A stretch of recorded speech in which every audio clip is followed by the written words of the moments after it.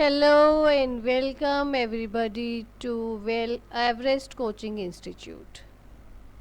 कैसे हो प्यारे बच्चों आप? I hope all are well, all are doing good. So today we will discuss class 11th economics. Name of the chapter is production function and returns to a factor.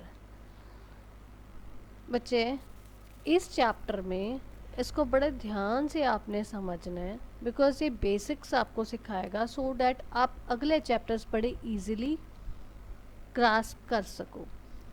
If you find any difficulty, कोई भी आपको दिक्कत आती है इस पूरे chapter में, you are free to give your feedback in the comment box.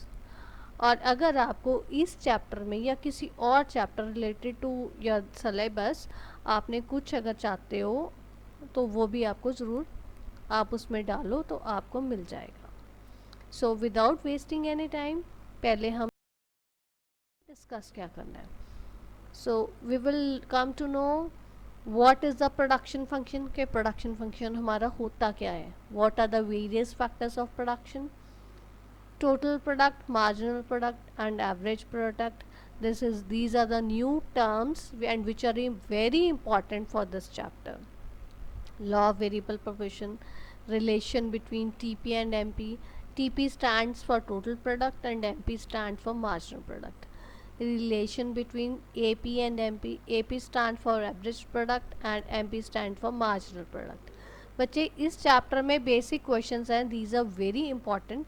इस पेपर में से आपको जैसे लॉ ऑफ वेरिएबल प्रोपोर्शन का 6 मार्क्स का क्वेश्चन आ जाता है. ये जो रिलेशंस हैं डिफरेंट वो आपके दो मैंने लास्ट में जो बोले हैं वो आपको 4 मार्क्स के या 3 मार्क्स के ये आ जाते हैं. सो ये चैप्टर आपको बहुत केयरफुली समझना है. जो आपको नहीं समझ आएगा आप आराम से पूछ सकते हो.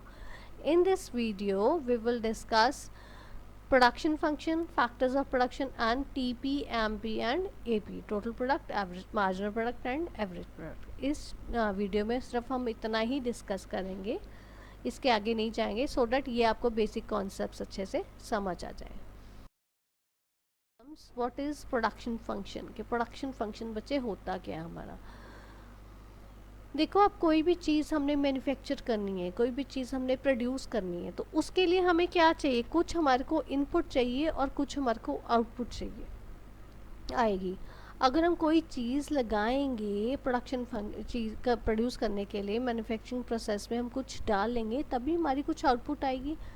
प्रोडक्शन फंक्शन बेसिकली आपको इस चीज़ को रिलेट करता है, एक रिलेशनशिप बनाता है कि कितना हम डाल रहे हैं और क्या हमारा बन के आ रहा है. सो फिज़िकल इनपुट और फिज़िकल आउटपुट में रिलेशनशिप वो एस्टैब्लिश करता है. अब बच्चे इसमें physical input and physical output क्यों वर्ड लिया गया है, अब कुछ मतलब नॉर्मल इनपुट एंड आउटपुट क्यों नहीं लिया. फिज़िकल इनपुट और फिज़िकल आउटपुट इसलिए लिया गया ताकि हम उनको काउंट कर सकें, नंबर दे सकें 1 2 3 4 5 एंड सो ऑन. ऐसे नहीं है कि जिनकी हम वैल्यू तो देखो ऊपर नीचे होती रहती है ना, कभी कम हो जाती कभी ज़्यादा हो जाती है, बट आपकी नंबर ऑफ अगर जो आप काउंटिंग करोगे वो तो नहीं चेंज होती. अगर वो 10 है तो वो 10 ही रहेंगे, 20 तो नहीं हो जाएंगे ना 5 हो जाएंगे. सो फिजिकल इनपुट्स और फिजिकल आउटपुट्स हम इसमें लेते हैं. Production function is a relationship between physical inputs and physical output. यही चीज़ मैंने आपको समझाई है. Physical inputs mean certain units of labour and capital. इस चैप्टर में हमने इनपुट्स में सिर्फ लेबर और कैपिटल की बात करनी है, हमने और चीज़ों की नहीं बात करनी है. ओके और हम नहीं लेंगे कैपिटल इकट्ठा ही आ गया, सारी चीज़ों को मिला के रॉ मेटेरियल जो भी आया सो वो सब मिला के कैपिटल में आ गया. और लेबर में क्या आया हमारा, जो हमारी मैनुअल लेबर उसमें लगी है. और फिजिकल आउटपुट क्या हुई, जो हमारी आउटपुट प्रोड्यूस हुई, जैसे मैंने बोला in terms of the quantity and not in terms of rupees. Monetary value नहीं लेनी है, हम जिसको हम काउंट कर सकते हैं वो लेनी है. इसका मतलब सिंपल वर्ड्स में अगर आप कहना चाहो तो प्रोडक्शन फंक्शन क्या होता है, जो हमने वैरायटी ऑफ इनपुट्स हमने लिए हैं, जो हमने यहाँ पे लेबर और कैपिटल की फॉर्म में लिए हैं, वो अलग अलग स्टेजेस पे मींस अलग अलग वैरायटीज़ में कॉम्बिनेशंस में आप डाल लो तो आपको क्या आउटपुट मिल रही है उसका रिलेशन बताता है प्रोडक्शन फंक्शन।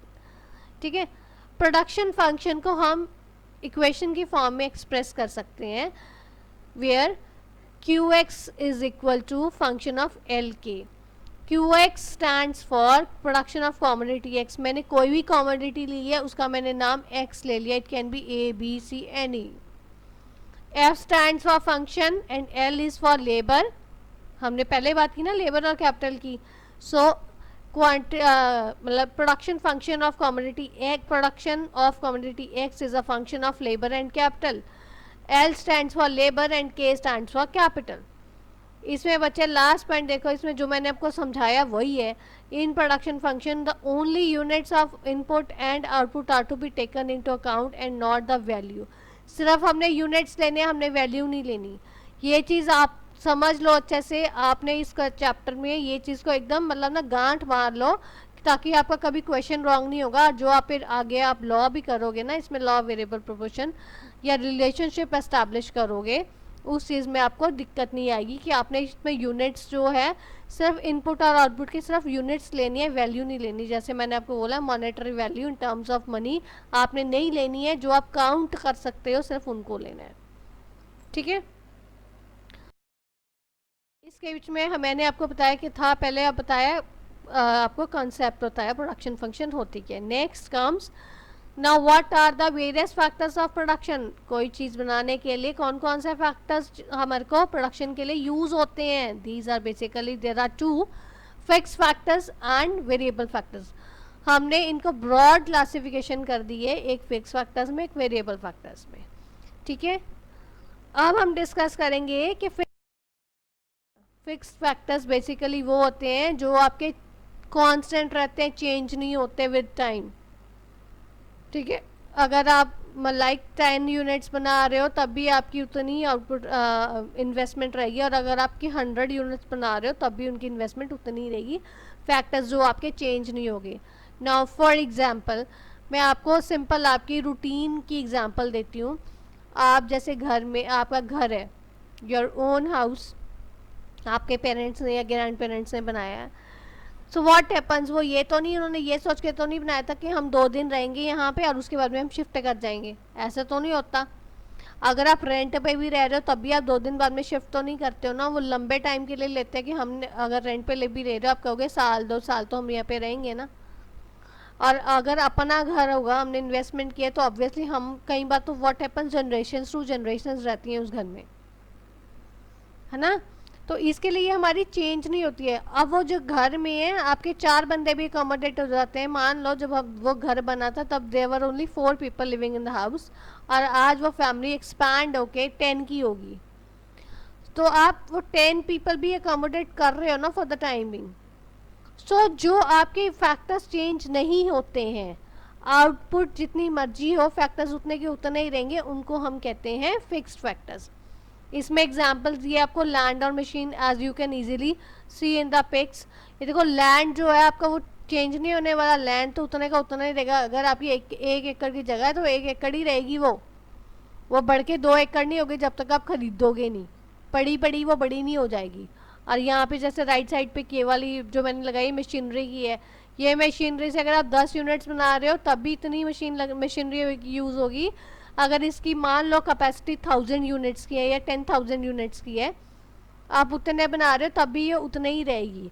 ऐसे नहीं है कि ये चेंज हो जाएगी, वो आपकी उतनी ही रहेगी। So this is fixed factors जो आपकी आउटपुट लेवल के साथ चेंज नहीं होते हैं। वेरिएबल फैक्टर्स, अब वेरिएबल फैक्टर्स क्या होते हैं। वेरिएबल फैक्टर्स वो होते हैं जो depending upon the level of output change होते हैं। मान लो अगर आपने 10 यूनिट्स की आउटपुट चाहिए आपको, उसके लिए आपको लेबर कम चाहिए, तो आपको जो वेरिएबल फैक्टर्स और जो चीज़ें यूज़ हो रही, रॉ मटेरियल वगैरह आपको कम चाहिए होगा। अगर आपने 10,000 यूनिट्स बनाने हैं तो ऑब्वियसली वो जो अगर 2 बंदे 10 यूनिट्स बना रहे, 2 बंदे 10,000 यूनिट तो नहीं बना देंगे ना। It will take more time, much more time अगर 2 बंदों से कराओगे। वो आपका उसके लिए आपको इन्वेस्टमेंट भी ज़्यादा चाहिए, आपको रॉ मटेरियल भी चाहिए ज़्यादा। रॉ मटेरियल सिर्फ ये तो नहीं है ना आपका कि आपने जो 2 यूनिट्स के लिए आपको जितना, मान लो for example 5 units of raw material you need. तो 5 यूनिट्स आपसे आपके 2 यूनिट्स बनते हैं, तो 5 यूनिट से आपके 10,000 तो नहीं बनेंगे ना। 10,000 यूनिट्स के लिए यू नीड मोर, और 1 यूनिट के लिए you need less. So depending upon the level of output जो आपकी फैक्टर्स चेंज होते हैं उनको हम वेरिएबल फैक्टर्स होते हैं बोलते हैं। वेरिएबल फैक्टर्स में जैसे लेबर, रॉ मटेरियल, ये एग्जांपल्स आ जाते हैं। जैसे आपको पिक में ये देखो दिख रहा है, अब इतनी सारी आयरन रॉड्स पड़ी हैं और वो ये लेबर है। हो सकता है ये इतनी सारी जो आपकी आयरन रॉड्स और लेबर है ये आपकी एक बिल्डिंग के लिए चाहिए हो, या आपने थोड़ी सी जो आपने कंस्ट्रक्शन करनी है उसके लिए चाहिए हो। अगर आपने इतनी बड़ी बिल्डिंग बनानी है तो इसके लिए तो आपको ज़्यादा चाहिए ना, लेबर भी ज़्यादा चाहिए और ये रॉ मटेरियल भी आपको ज़्यादा चाहिए। So it depends upon the level of output, कैसी आपकी आउटपुट है तो आपकी इनपुट उसके चेंज होगी। Next very important concept in this is product. के प्रोडक्ट हमारे 3 तरह के मैंने आपको पहले ही बताया, total product, marginal product and average product. अब इसकी हम डिटेलिंग करेंगे। सबसे पहले आता है हमारा टोटल प्रोडक्ट जिसको हम टीपीबी बोलते हैं। टोटल प्रोडक्ट क्या होता है? It is a sum total of output produced by all units of variable factors of production along with some amount of fixed factors of production.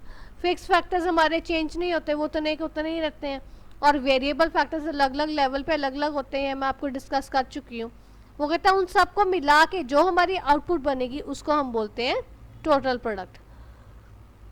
Total product को हम total returns of variable factors भी बोलते हैं, ठीक है।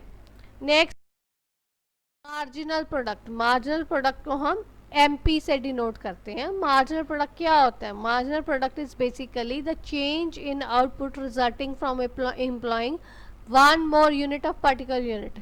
बच्चे normal layman's language में भी अगर हम बात करें, मार्जिनल मीन्स 1 मोर एडिशनल। अगर एक हम और बढ़ा दें या एक और हम कम कर दें यूनिट तो हमारी क्या फ़र्क पड़ेगा? वो प्रोडक्शन पे कह रहा है। अगर हम एक और यूनिट बढ़ाते हैं या हम एक और यूनिट कम करते हैं, आपने ध्यान रखना, सब एक की बात कर रही हूँ मैं, और इसमें एक की ही बात होती है, 2-3 की नहीं होती, सिर्फ एक की बात होती है। एक प्लस या एक माइनस होगा तो उससे आपकी आउटपुट के ऊपर क्या फ़र्क पड़ेगा? अगर आप लेबर मान लो, वेरिएबल फैक्टर क्योंकि फिक्स तो वही रहना है, वेरिएबल फैक्टर मान लिया अगर हमने लेबर, अगर हमने एक और एम्प्लॉय की तो हमारी आउटपुट के ऊपर क्या फ़र्क पड़ा, या एक अगर हमने कम की तो हमारी आउटपुट के ऊपर क्या फ़र्क पड़ा। So that is marginal product which is denoted by MP. ये देखो मार्जिनल प्रोडक्ट का मैंने आपको फॉर्मूला दिया है, ये आगे आपको सॉल्व करना भी सिखाऊंगी मैं। MP of nth unit, nth is any unit, it can be 5th, 10th, 15th, कोई भी यूनिट हो सकती है, ठीक है। n मैंने ऐसे डिनोट किया है, कोई भी यूनिट की हम बात करेंगे। MP of nth unit is TP n of nth minus TP n minus 1. TP means total product of nth unit minus total product of n minus 1 unit. Consecutive लेने ना हमने, मैंने आपको पहले ही बताया 1 प्लस और 1 minus. First comes average product. अब average product क्या होती है? एवरेज प्रोडक्ट जैसे आपने पहले छोटी क्लासेस में आपने किया हुआ है, एवरेज इज बेसिकली हम कैसे करते हैं, जितनी हमने आप निकालते भी हो, करते हो आराम से, जो हमने टोटल को डिवाइड कर दो आप number of units है, that is comes out to be average. So average product is the physical output per unit of variable factors in production process. इसको हम फॉर्मूले से कैसे डिनोट करते हैं? AP is equal to TP upon L. TP is total product upon labor, क्योंकि labour जो हमारा वेरिएबल फैक्टर है वही करेंगे हम। TP is equal to, अगर आप इसको 10th छोटी क्लासेस में, अपने 10th तक क्लासेस में आप क्रॉस मल्टीप्लाई करके निकालते हो तो TP हो गया, TP is equal to AP into L, ठीक है। So that is about average product. All about today's video. If you find any difficulty, you are free to give in the comment box. Thanks for watching. Have a nice day.